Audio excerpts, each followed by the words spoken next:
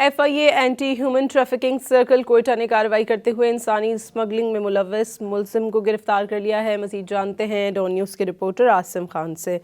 عاصم، ملزم کو کہاں سے گرفتار کیا گیا ہے، کیا تفصیلات ہیں آپ کے پاس؟ FIA anti human trafficking circle نے کوئٹہ میں بڑی کارروائی کی ہے، جہاں پہ انسانی اسمگلنگ میں ملوث سابقہ ریٹائرڈ ملازم کو ہی گرفتار کیا گیا ہے، جو پہلے خود بھی FIA میں ہوتا تھا۔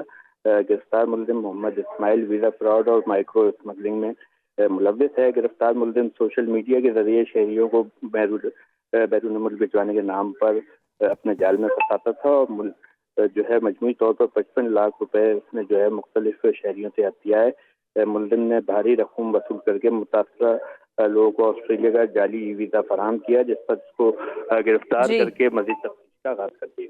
ٹھیک ہے، بہت شکریہ عاصم خان آپ کا۔